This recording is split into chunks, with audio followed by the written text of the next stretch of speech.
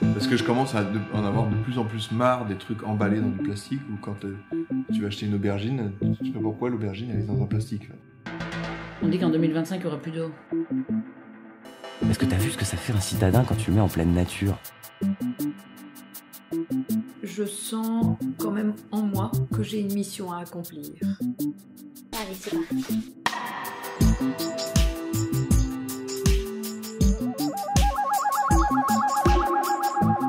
La vie va où ? Un podcast proposé par Fanny Blondeau.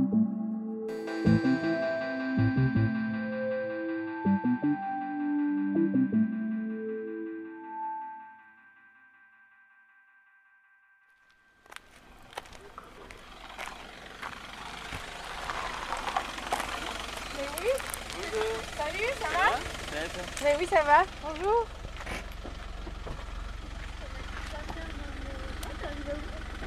Je peux mettre derrière, s'il y a de la place ? Ouais, tu peux mettre tes affaires là. Vous allez bien ? Ça va et toi ? Mais oui, enchantée.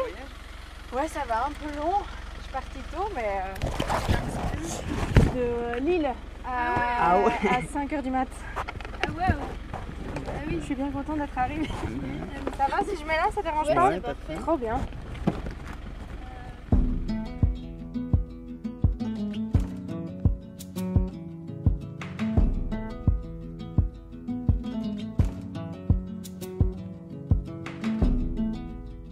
Il est possible que certains et certaines d'entre vous aient déjà songé à un mode de vie alternatif. Peut-être par simple curiosité ou par désir réel d'un changement profond. Moi-même, je me suis déjà imaginé vivre recluse dans un chalet perdu dans la montagne ou dans une maison en bord de mer sans personne autour. Je crois que parfois, on s'imagine radicalement dans une vie tout autre. En avril 2021, lorsque je préparais cette deuxième saison, je reçois un mail de Charlotte et Romain, un jeune couple qui décida de partir à la rencontre de personnes ayant, je cite, « adopté une manière de vivre innovante, en collectif ou non, avec des approches variées et des valeurs communes ». Leur documentaire avait pour but de partager les réponses aux questions qu'ils se posaient sur des modes de vie alternatifs. En lisant ces lignes, j'ai fait un parallèle avec la première saison de ce podcast et ce qui avait motivé la naissance de ce projet. J'avais moi-même eu des questions sur notre monde et notre société, et j'étais partie les poser à celles et ceux qui avaient le temps et le souhait d'y répondre. En échangeant avec eux, je voulais en savoir un peu plus sur leur parcours, leur regard sur le monde et notre façon d'y habiter. C'est l'été qui suivit que je suis donc allée les retrouver dans le hameau de Hels, aux frontières du Gard, de la Lozère et de l'Ardèche. Un coin perdu, à l'abri des agitations de la ville, et qui leur a permis de réfléchir et de se questionner sur la manière dont ils souhaitaient vivre. Épisode 18. L'alternative de Charlotte et Romain.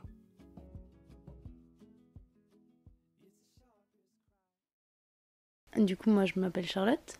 Je suis sortie des études il n'y a pas très longtemps et j'avais pas envie de reprendre un travail salarié, en fait. Je sentais que c'était pas possible, avec tout ce qui se passait à l'heure actuelle, de vraiment me concentrer sur quelque chose de fixe et d'organiser un événement, parce que c'est ma discipline, voilà, d'organiser un événement qui n'a pas de lien et me focus sur quelque chose. Ça me paraissait pas juste. Du coup, j'avais envie de voyager, j'avais envie de découvrir et de pouvoir répondre à plein de questions, en fait, qui étaient en suspens, parce que on nous apprend plein de choses, mais on nous apprend pas à vivre dans cette société-là.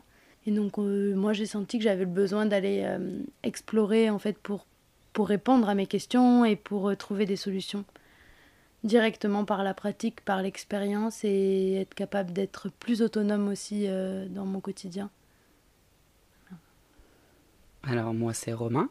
À la base j'ai fait des études conventionnelles d'ingénieur en géologie. Et j'ai vu qu'au final je voulais pas travailler dans ça parce que les possibilités que ça m'offrait c'était très intéressant en termes de la matière, quoi, mais en termes réels de qu'est-ce que ça allait être mon job. Je me voyais absolument pas faire ça de ma vie.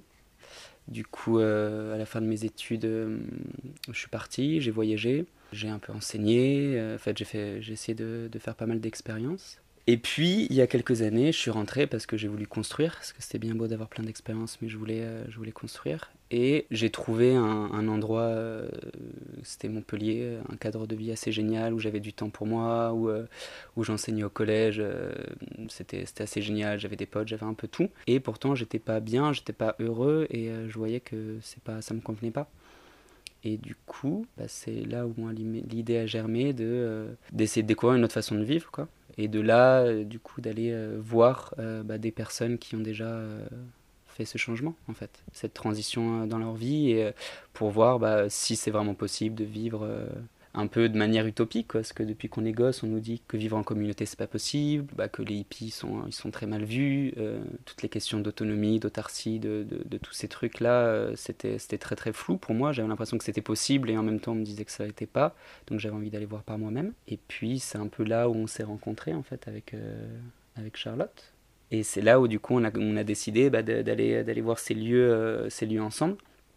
Comment ça germe dans votre tête de faire un projet pareil ? En fait, on avait prévu à la base de partir à 3 avec une autre personne juste pour découvrir. Et au final, on s'est retrouvés, donc en fait, on est sortis ensemble, on s'est rencontrés amoureusement juste avant de partir en voyage. Voilà, on s'est dit, du coup, on continue notre expérience en partant. Donc, on a découvert notre relation de couple en même temps que notre premier voyage. On est parti dans un collectif à Nîmes, du coup, qui s'appelle La Ferme Haricot. Et donc, on était là-bas, on avait eu un peu l'idée, on en avait un peu parlé du fait de filmer. On savait pas trop dans quel sens, on savait pas trop pourquoi.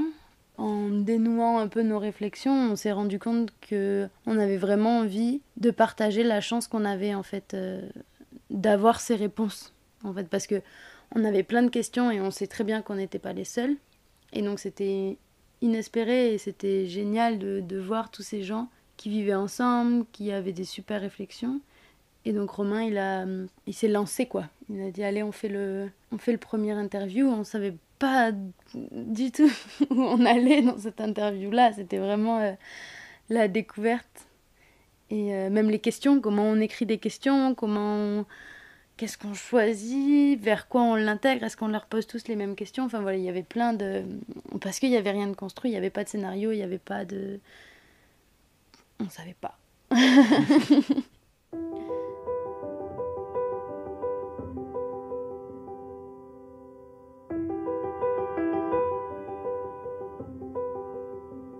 Moi, là-bas, j'avais déjà eu un peu la réflexion je sais pas, de faire un peu des vidéos, mais je savais pas sous quelle forme. Il y avait... Voilà, de toute façon, j'ai souvent des idées de trucs qui se passent pas forcément, donc ça allait un peu dans tous les sens. Mais ce qui pour nous était clair, c'est le fait qu'on voulait aller découvrir des endroits, du coup, qui nous parlaient, pour répondre aux questions qu'on avait. Et en fait, des questions assez concrètes, parce que c'était sur comment est-ce qu'on va décider de vivre, en fait. Est-ce qu'on veut vivre vraiment, par exemple, en collectif, ou pas ? À quel point on a une recherche d'autonomie, à quel point on peut vivre que du lieu, ou est-ce qu'il faut mixer ça avec une activité à côté, des questionnements comme ça, et puis des trucs beaucoup plus terre à terre, comme comment faire son jardin, comment construire, etc.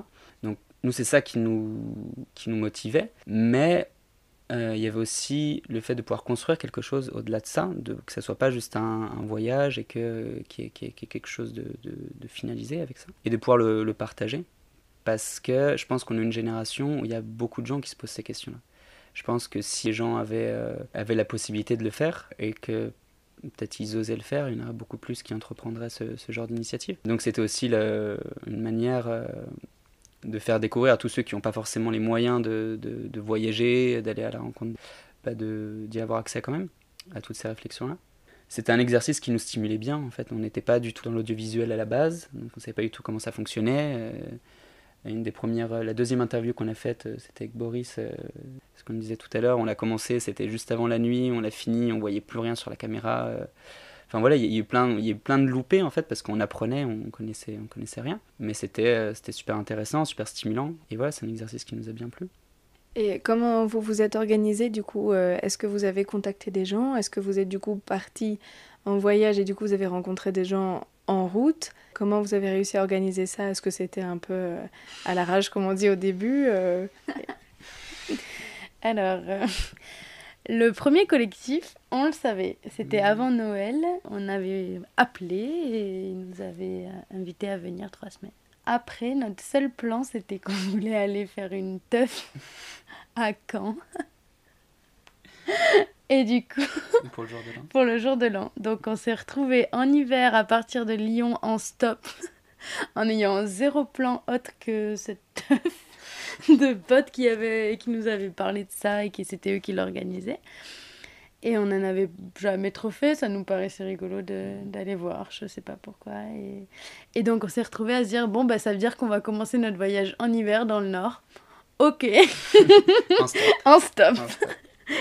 Pourquoi pas? Donc on avait pris une tente au cas où, mais l'idée c'était de la laisser dans le sac.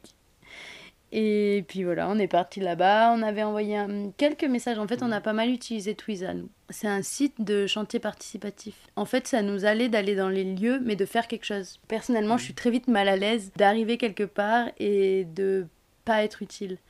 Je trouve que je m'intègre beaucoup moins bien, je sais pas comment interagir avec les gens, alors que si on me propose, voilà, on a ça à construire, là si tu veux tu peux faire ça et tout, bah c'est beaucoup plus facile parce que je suis manuelle, parce que je peux aller faire un truc, je peux aller aider et du coup je peux rencontrer la personne dans l'action. Et je trouvais que c'était un bon deal aussi, bah nous on apprenait du coup aussi à faire des trucs, on rencontrait aussi des vies en collectif, enfin voilà, c'était notre manière de faire, donc on avait envoyé plein quelques messages sur Twiza. Et donc évidemment c'était la période de Noël, donc personne répondait. C'était l'hiver, les chantiers sont un peu arrêtés aussi à cette période. Et après, bah, en fait, on a passé le nouvel an qui était super sympa. Puis on a eu rapidement des réponses. Donc Gurune qui nous a dit de venir le voir, qui est vers Rennes. Donc on s'est dirigé vers la Bretagne. Après, on est resté principalement qu'en Bretagne. Et c'était génial parce que c'était hyper fluide en fait. Il y a Gurune qui, juste après, on a trouvé un autre chantier participatif à un autre endroit, qui, elle, nous a proposé d'aller voir un collectif qui était génial et qui faisait des chantiers participatifs où on y est resté 3 semaines. C'était hyper fluide. Donc, le stop en Bretagne, c'est mieux que Uber. C'est instantané. Donc ça, c'était génial. On a rencontré plein de gens grâce au stop. Moi, c'était extrêmement compliqué pour moi au début parce que j'aime pas justement devoir des choses. Moi, j'ai envie de dire que c'était presque humiliant au début pour moi. Je l'ai super mal vécu. Il y a des moments où on se faisait pas prendre et puis les gens, ils te regardent de travers. Et t'as l'impression que les gens, ils te considèrent comme sale, comme mal éduqué, comme... Enfin, c'était super délicat. Jusqu'au moment où je comprenne que bah, en fait, le stop, c'est pas prendre quelque chose à quelqu'un, c'est partager un moment. Parce qu'en fait, tu leur prends rien du tout. Oui, toi, tu payes pas ton voyage, mais eux, ils payent pas plus parce qu'ils te prennent. Et en fait, tu leur apportes une discussion, tu leur apportes une écoute, tu leur apportes une ouverture d'esprit. Et après, ça a été vraiment que du kiff parce qu'il y avait vraiment cette découverte-là, en fait, de... On est des êtres humains, si la personne, elle s'arrête, c'est qu'elle en a envie. Et du coup, maintenant, c'est que du kiff et du partage. Et je pense qu'on a passé des super moments et les gens étaient super contents aussi de nous prendre en stop parce qu'on est respectueux. Et c'était chouette de reprendre ce pouvoir en fait. Et pourquoi est-ce que vous avez choisi l'autostop? Est-ce que c'était un souhait ou juste on n'a pas de voiture et juste on veut pas payer le train? C'est quoi pourquoi cette option? Enfin, dans ma tête, je me dis tu fais un tour de certaines alternatives, bah, faut être sûr de pouvoir arriver à un endroit, etc. Donc du coup, c'est quand même un choix osé qui est génial, hein. Mais du coup, pourquoi ce choix-là? C'était pour l'aventure, je pense. Après, on en parlera plus tard, mais normalement, la deuxième grosse partie du voyage devait se faire en vélo. Et voilà. Mais la première, on a hésité, on s'est dit que ça pouvait être cool. On avait fait un petit peu de... Moi, j'avais fait un peu de stop, Charlotte pas trop avant. On aime bien le côté voyage, le côté aventure, le côté partage. Et voilà, c'était un petit défi. On a failli pas la prendre, en fait, au dernier moment, parce que, pour la petite anecdote, au départ de chez moi, on a attendu au péage pendant un peu plus d'1 heure et on avait rien. Il faisait froid et on savait qu'on avait en fait chacun une voiture. Donc c'est vraiment un choix. Et au bout de 1 heure dans le froid, avoir toutes ces personnes qui passaient devant nous sans nous prendre, on s'est dit qu'est-ce qu'on fout là en fait? Est-ce que ça a vraiment un intérêt ce qu'on fait? En plus on part en hiver, c'est un peu osé, voire un peu débile peut-être. Et puis en fait juste après qu'on se soit dit ça, il y a quelqu'un qui s'est arrêté et on a dit ok, on y va. Donc voilà, c'était vraiment juste pour l'aventure et je pense pas qu'on ait regretté parce qu'il y a eu des moments un peu galères, c'est vrai. Enfin, je sais pas, moi je pars du principe que la vie te donne jamais plus que ce que tu peux supporter. Et le stop, j'ai l'impression que c'est vraiment ça. Il y a des moments où tu t'y attends pas du tout et à peine tu lèves la main, on s'arrête, comme un cadeau qu'on t'offre. Et puis à des moments, bah, tu galères un peu, c'est un peu compliqué et tout. Et c'est vraiment au moment où t'en peux plus, tu te dis, c'est bon, là j'en ai marre, il pleut, et voilà, que ça devient super simple. Et ouais, et rien que pour ça, c'était chouette, quoi.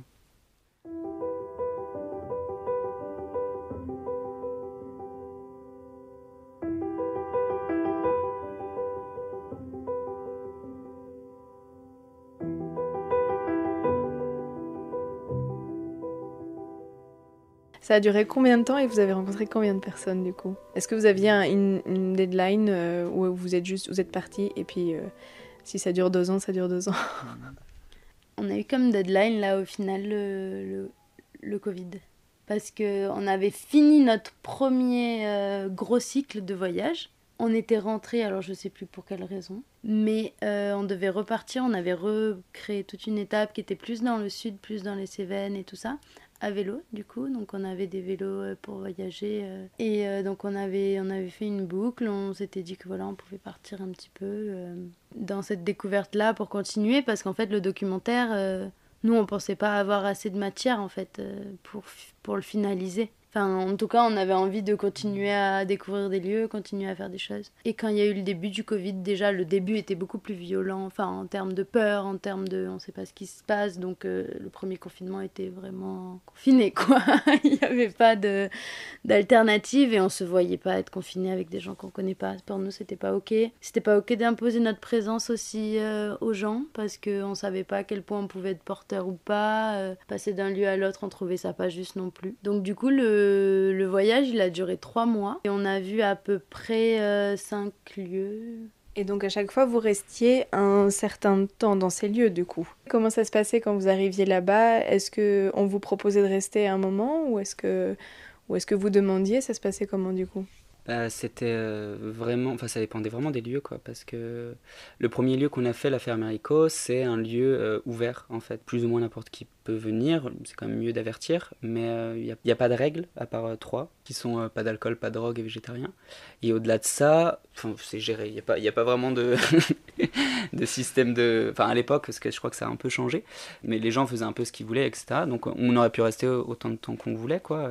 Il y en a beaucoup qui décident d'ailleurs après de construire une cabane là-bas ou n'importe quoi. Et après, pour les chantiers participatifs, on le disait avant. Avec Twiza, c'est un peu comme le woofing, c'est-à-dire qu'il y a un chantier participatif et en échange, on est logé gratuitement. Mais voilà, il y en avait comme ça où donc on était déjà au courant de combien de temps on allait rester.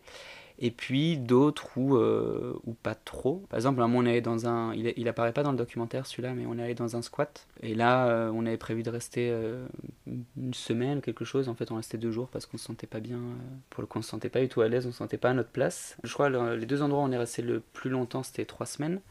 Il y a un endroit où on est juste allé visiter en 2 jours, chez Benjamin. Et puis sinon, l'autre chantier participatif, on avait fait 10 jours, je crois, quelque chose comme ça.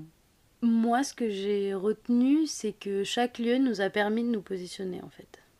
De toute façon, depuis qu'on réfléchit, on se positionne clairement sur notre vie, sur notre manière de concevoir les choses, sur notre acceptation de où s'arrête la liberté des uns, où commence le collectif, ou comment moi je dois m'investir dans le collectif parce que je suis quelqu'un d'hyper actif. Est-ce que je dois tout donner ou est-ce que... Voilà. Et j'ai l'impression que la chance qu'on a eue, c'est qu'on a eu un panel de lieux différents, un panel de rencontres complètement différentes, et à chaque fois, ok, là, ça me parle, mais ça, c'est beaucoup plus compliqué pour moi à gérer. Ok, là, on est trop proche des autres. Ah, ça fait du bien d'avoir sa maison. Ok, waouh, on peut souffler, on voit que là, le fait de manger seul, c'est cool. Et en fait, ça a été que des expériences comme ça. Je pense que le squat dont Romain parlait, c'était génial, parce que, waouh, on s'est vu qu'on n'était pas bien du tout, alors qu'on était dans un collectif, dans un lieu magnifique. Vraiment, c'était incroyable. C'était sur la côte en Bretagne, c'était idyllique comme lieu. Il y avait plein d'espaces communs de travail, de bois, enfin, ça aurait pu être incroyable, mais nous, on a vu que c'était trop sale pour nous. Les gens, du coup, étaient pas dans l'accueil parce que c'est pas comme un autre collectif où quand t'arrives, on te dit bonjour. C'était tellement grand, il y avait genre une 40aine de personnes, donc en fait, personne n'était là pour t'accueillir, personne ne te disait où aller, enfin c'était très roots quoi. Et et ça nous a fait du bien, ok, on a besoin d'un accueil. Donc au final, si nous on fait un collectif, on sait qu'on aura envie d'accueillir les gens d'une certaine manière aussi. Et voilà, donc j'ai l'impression que si évidemment on a des lieux où on s'est mieux senti que d'autres. Il y a des lieux qui nous parlent plus, je pense que voilà, la Coudray, donc c'est le dernier collectif où on est allé, c'est le collectif qui ressemble le plus à nos personnalités, aux besoins d'action, aux besoins de carré, aux besoins de communication, parce qu'il y avait de la communication, tous les jours on se disait où on en était, qu'est-ce qu'on faisait, il y avait des moments de partage, d'amitié, il y avait des moments cadrés pour la cuisine, il y avait des moments, voilà, on savait qu'on allait manger, on savait qu'on avait une chambre, on savait que...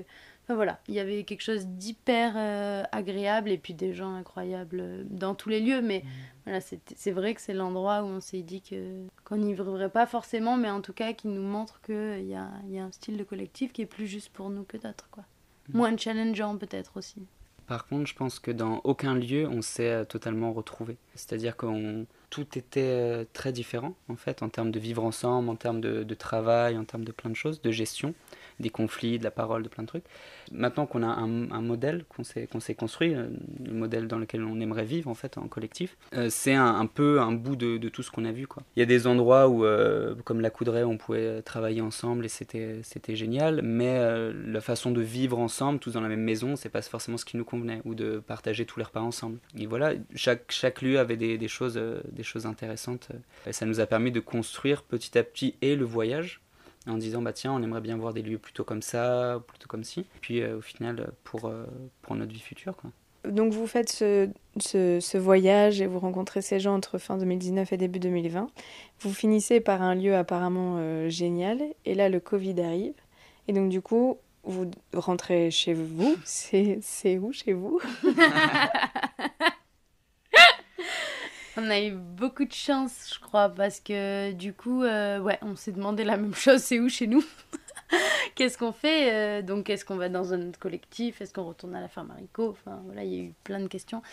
Et on s'est dit que, en fait, moi, j'ai de la chance, j'ai une maison familiale de vacances en Ardèche. Et donc, j'ai demandé à ma famille si on pouvait y vivre un certain temps. À la base, c'était juste le temps du confinement, parce qu'on n'avait pas envie d'être confinés dans nos familles respectives. Ça nous paraissait pas juste. On savait pas combien de temps ça allait durer, en plus. Et on a eu de la chance, on est parti avec des graines, un ordinateur pour faire le montage qu'on nous a prêté. Voilà, le minimum pour passer le temps, quoi. Enfin, parce qu'on s'était dit, ok, si on est bloqué dans une maison, on sait jamais. Si on a assez de rush, autant on arrive à faire ce montage, quoi. Et en fait, c'était trop chouette parce que on s'est motivé pendant le confinement à construire à finir de construire en fait une construction qu'on avait faite avec des amis qui était une serre. Donc on avait 50% de notre temps du confinement qui était sur la construction de ça. En plus, on venait de faire plein de trucs d'éco-construction. Donc c'était génial d'être tous les deux et de pouvoir expérimenter genre tout ce qu'on avait appris, voir qu'on se disputait toujours quand on construisait des trucs. Et de faire le documentaire en parallèle, quoi. Donc on avait commencé, on avait déjà trié les rushs, on avait déjà fait des tableaux parce qu'on avait fait direct après parce qu'on avait peur d'oublier, on avait peur que... Donc on avait déjà coupé toutes nos interviews, on avait tout trié dans des tableaux pour voir où on se dirige, mais on n'en savait rien, mais on avait fait quand même quelques thèmes qui revenaient dans nos questions et puis dans les gens qu'on a rencontrés. Et on s'est posé devant cet ordinateur et on a commencé, quoi. C'était trop bien. Franchement, c'était génial parce qu'on était autant dans l'intellect et sur l'ordinateur avec ça, et dans l'intellect qui est beaucoup plus système D dans la construction et dans le physique. Et c'était un équilibre, enfin, je crois que c'était vraiment... on était trop heureux. En plus, on kiffait le printemps parce que le printemps du confinement, il était trop génial. On était dans une maison, genre, au milieu de la forêt. C'était trop bien. On voyait toute la lenteur des choses. On allait une fois par semaine faire le marché, c'est tout. Sinon, on sortait pas de la maison. C'était trop bien. Voilà.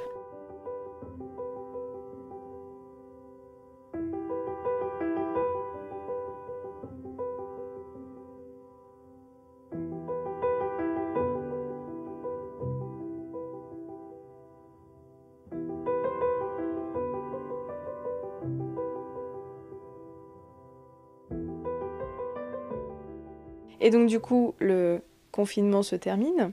Et depuis, parce que là, il s'est passé plus d'1 an et demi, ou plus d'1 an, depuis votre montage, vous avez posté votre documentaire, enfin, vous avez publié votre documentaire sur YouTube à l'automne. Et du coup, depuis, il se passe quoi ? Après avoir vu, après s'être questionné, avoir trouvé des réponses sur où vivre, etc., on s'est dit que le mieux c'était peut-être d'essayer de le mettre en pratique. Autant par exemple au niveau de la construction, ça nous motivait de pouvoir construire de nos mains, de faire le jardin, etc., et surtout d'expérimenter le collectif. Et là en fait on a eu un deuxième gros coup de bol, parce que ouais, le premier confinement en fait on était de retour, mais on avait plein de plans, etc., on a appris qu'on allait être confinés, et ça s'est fait voilà, dans les 24 heures, je crois, on a fait des courses, on a tout emballé, on a dit tiens, on prend un ordi pour le montage au cas où, voilà. Et le deuxième confinement, ça s'est passé un peu comme ça, dans le sens où on avait fini le documentaire.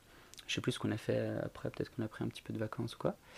Et on s'était dit, ok, on va trouver un collectif qui nous parle. Et on avait, je sais plus, je crois 4 collectifs dans notre répertoire, quoi, qu'on devait aller visiter pour essayer de voir lequel nous plairait, quoi, et où on aimerait passer quelques mois au moins pour voir comment ça se passe. Et on a le temps d'en visiter un, qui est celui où on se trouve aujourd'hui, à Elze, dans les Cévennes. Donc ça se passe super bien, on arrive ici, on trouve que c'est un lieu absolument magnifique, qu'il y a du collectif, il y a un jardin, enfin il y a plein de possibilités, les gens sont super sympas et tout. Donc on tombe assez amoureux du lieu, mais on se dit bon, on va pas prendre de décision tout de suite parce que de toute façon on va déjà aller voir les autres. Et au final, on part d'ici, et je crois le lendemain ou le surlendemain, on apprend qu'on va être confiné une deuxième fois. Voilà. Et on reçoit un appel ou un SMS ou quoi du lieu nous disant écoutez, on a discuté entre nous, parce que c'était pas sûr qu'ils nous acceptent déjà aussi, on a discuté entre nous, on veut bien que vous veniez du coup sur le lieu, et si vous voulez venir pour le confinement, vous êtes les bienvenus. Et du coup, gros coup de bol, on a pris toutes nos affaires et on est venu ici encore en 24 heures, quoi. On a annulé tous nos plans. Et voilà, et ça nous a permis vraiment pour le coup d'expérimenter le collectif ici, avec toutes les bonnes et les moins bonnes parties que ça comporte, notamment au niveau de la communication. Ça nous a permis de faire pas mal d'éco-construction.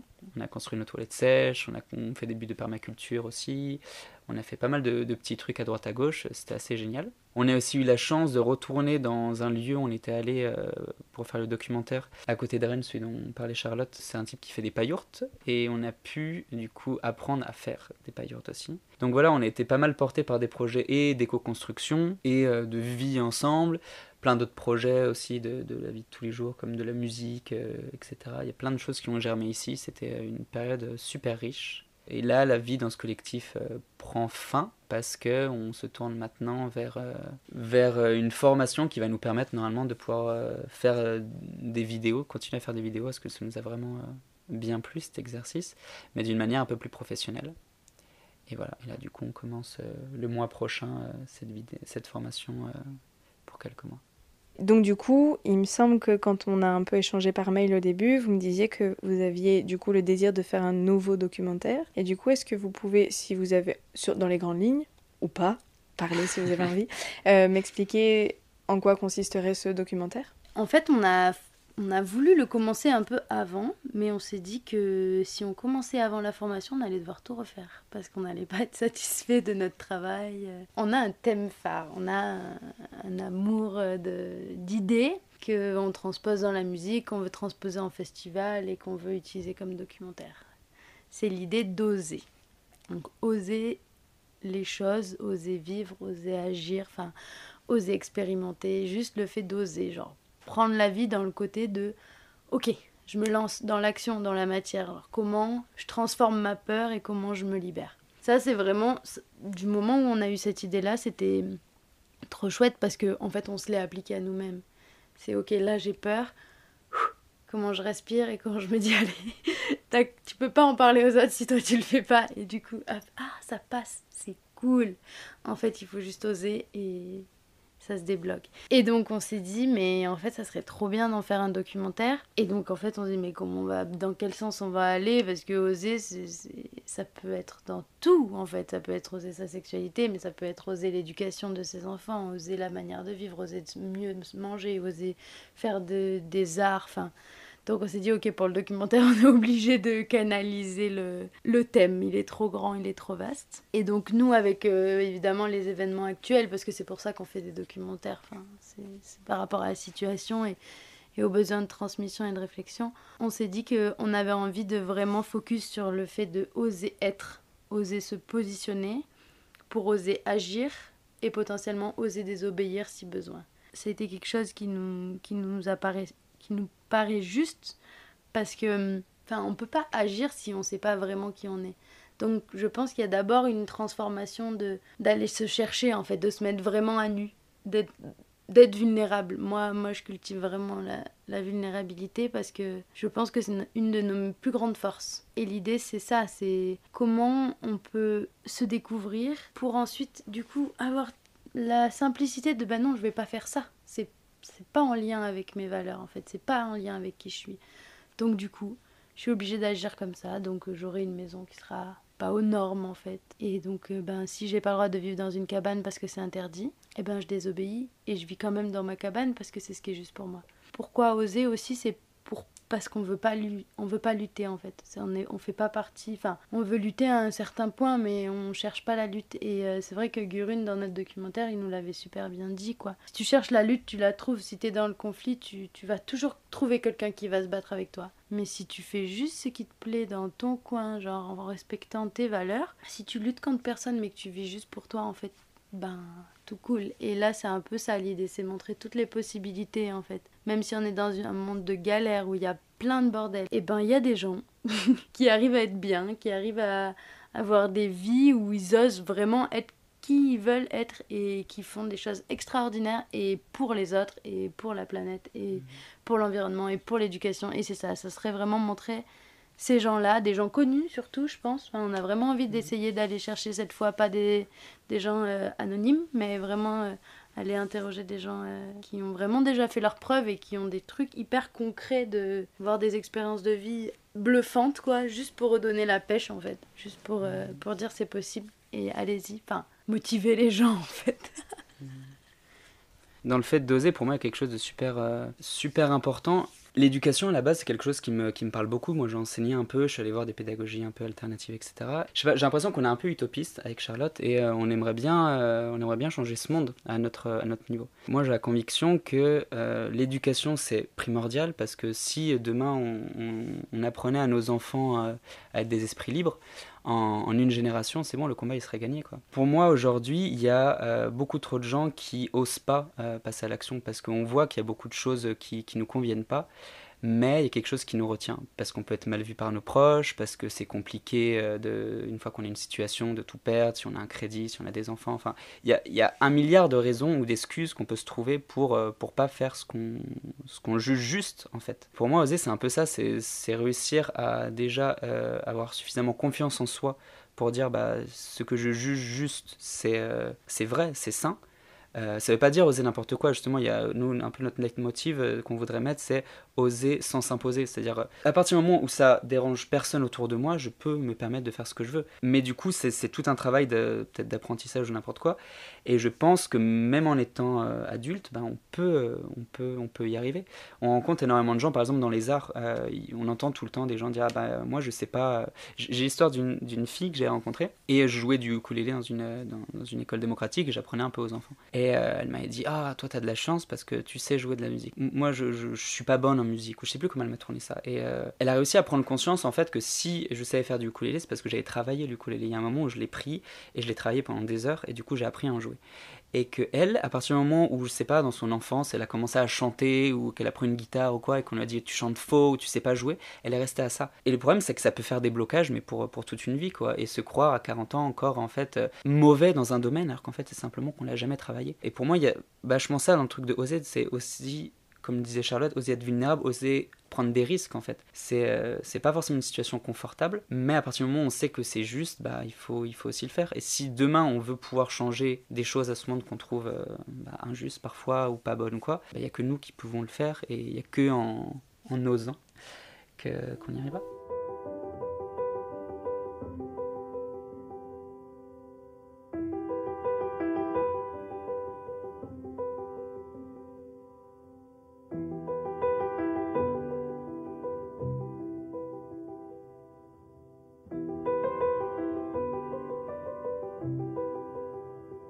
Et du coup, là, pour votre formation, tu me disais que vous allez retourner en ville. Du coup, vous appréhendez pas trop de cette vie parce que c'est quand même un changement par rapport à tous ces derniers mois que vous avez vécu avec des gens plus proches de la nature, etc. Comment vous le vivez, ça, ce retour à la cité? Je crois qu'on a de la chance, encore une fois, parce que en fait, la formation, elle est genre super proche de ma famille. Donc, on va être dans une super grande maison, on va avoir notre espace et dans un village. Donc, on va être à la ville. C'est sûr que par rapport à ce qu'on a vécu, ça n'a rien à voir. Enfin, tout est compliqué. On peut même pas avoir de toilettes sèches. Pour nous, c'est extrêmement frustrant, quoi. Mais je crois qu'on a envie de se challenger aussi, d'arriver à pas se faire prendre par cette frénésie, en tout cas à s'y faire prendre si on en a envie, parce que moi je kiffe la frénésie de la ville et j'ai adoré vivre à Paris et j'ai beaucoup de plaisir en fait à avoir le côté stimulant de la ville. Mais voilà, comment garder des espaces de respiration, des espaces de nature et de balade et pas focus sur l'ordinateur. Ça va être surtout ça aussi, parce que du coup notre formation, surtout Romain, il va être beaucoup sur les ordinateurs, moi peut-être un peu moins parce que je vais plus être dans l'image et dans le son. Comment alterner ordi et nature et ordi et pause. Mais je pense que le fait d'être entouré de ma famille, ça va être stimulant, parce qu'on a déjà un réseau au final de gens là-bas, on a déjà plein de choses et on va rencontrer des gens super. Et puis il y a aussi le truc, on sait que c'est qu'une étape en fait. On sait qu'on ne retourne pas en ville pour y vivre. On retourne en ville parce qu'on a un projet et que pour faire ce projet-là, une des grandes étapes, c'est de s'améliorer, etc. S'améliorer dans le montage, dans la prise de son, enfin dans tout ce qui touche à comment on fait un documentaire en fait. Donc sachant ça sera peut-être lourd, peut-être même sûrement, je sais pas, de perdre ce côté nature et tout, mais j'en suis même pas sûr, parce que c'est des projets qui nous stimulent tellement et on va tellement être focus dessus pendant tout le temps de la formation que je pense qu'on va pas le voir passer quoi. Et on a plein d'autres projets pour l'avenir, donc ça sera pas un problème enfin il y aura pas un côté plombant en fait d'être là-bas, je pense quoi. Qu'est-ce qu'on peut vous souhaiter? Moi, juste qu'on me souhaite d'être heureuse. Il n'y a que ça qui compte depuis que je suis petite. Voilà, du moment où je suis heureuse à chaque moment et à chaque action, même dans la tristesse, même dans la peur, même dans l'angoisse. Mais si je sais que je suis heureuse avec moi-même, moi, tout me va. Voilà. On pourrait peut-être nous souhaiter simplement que notre chemin il continue de la manière dont il a commencé depuis qu'on est ensemble. Comme on l'a dit là, avec tous ces coups de chance qui nous sont arrivés, en fait on en a eu plein. Et à partir du moment où on se positionnait, où on se disait ok, on va aller dans cette direction, tout se débloquait super facilement. Et on veut monter un collectif, et pour l'instant d'être aussi loin de ça, on n'a encore rien prévu, on n'a pas du tout en termes de avec qui on va habiter, on a quelques idées, mais voilà, en termes de terrain, en termes de comment faire pour trouver l'argent, enfin il y a toutes ces questions là qui pourraient être très très angoissantes, très problématiques, machin. Et en fait, plutôt que de nous souhaiter de trouver tout ça, je sais que je pense, j'ai la croyance que si on fait ce qu'on doit faire, si on reste sur notre chemin, si on reste, ça va se débloquer petit à petit assez simplement. Donc voilà, si on peut juste rester dans le flow, ça sera bien. Et il y a une chose sur laquelle je vais revenir, parce qu'en vous écoutant, je pense au tout début, quand tu as parlé brièvement de l'image qu'on peut avoir des personnes qui font des alternatives ou qui vivent autrement, un peu les hippies paumés, voilà, on a une image un petit peu très péjorative de ces gens-là, des gens qui font des choses comme vous, qui souhaitent vivre autrement, etc. Qu'est-ce que vous dites pour continuer quand même dans votre démarche, pour continuer à croire et ne pas se laisser happer par des choses négatives, parce que des fois ça peut démoraliser aussi quand on ne croit pas forcément en vous, parce que je suis sûre que cet échange-là, ce que vous dites là, ne serait-ce qu'une personne, c'est sûr, ça va intriguer des gens, j'en suis persuadée. Donc qu'est-ce que vous pourriez dire, ou qu'est-ce que vous dites à vous-même pour contrer cette image-là ou ces commentaires-là?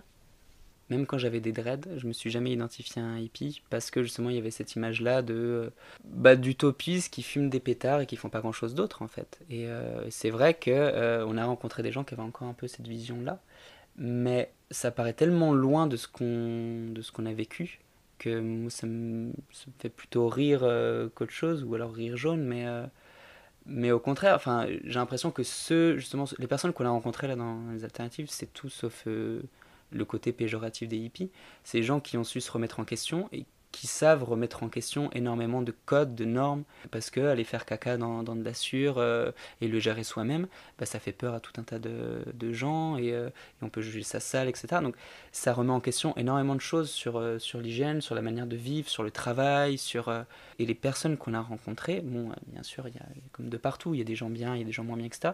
Mais c'est des gens qui se bougent, qui se posent des questions, et qui sont super intéressantes. C'est des endroits où on a évolué énormément, où on a eu des discussions super intéressantes, où ça nous a fait remettre en question énormément de nos préjugés, de nos a priori. Des gens qui les jugeraient comme ça, j'aurais juste envie de leur dire, allez discuter peut-être avec eux, allez dans ces lieux-là, allez les rencontrer, essayez de vivre un petit peu comme eux, essayez de passer au-delà de vos préjugés, et de remettre en question peut-être tout ce que vous considérez normal et toute la bienséance qu'on essaye de nous inculquer depuis qu'on est petit et qui, moi, m'horripile parce qu'on a des notions parfois de politesse, de bienséance et tout, mais qui sont en fait à l'opposé de notions humanistes ou justes ou équitables ou quoi. Donc on a beaucoup de choses, je pense, dans notre société à remettre en question, et des lieux comme ça, c'est des bons endroits pour être un peu chamboulé et développer de nouvelles idées.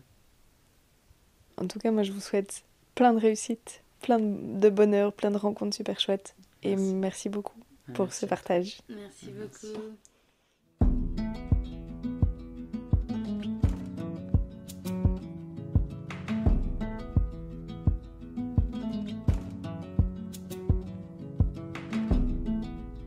Si vous souhaitez visionner le documentaire L'Alternative et en savoir plus sur Charlotte et Romain, les liens se trouvent en description de cet épisode. N'hésitez pas à partager ce dernier, à vous abonner et retrouver le podcast sur Facebook et Instagram @lavivaoupodcast ou par mail à lavivaou@gmail.com. À bientôt. Far from ever feeling lost with me, I'll push you back towards land and sea. Let going down from love, and love is free.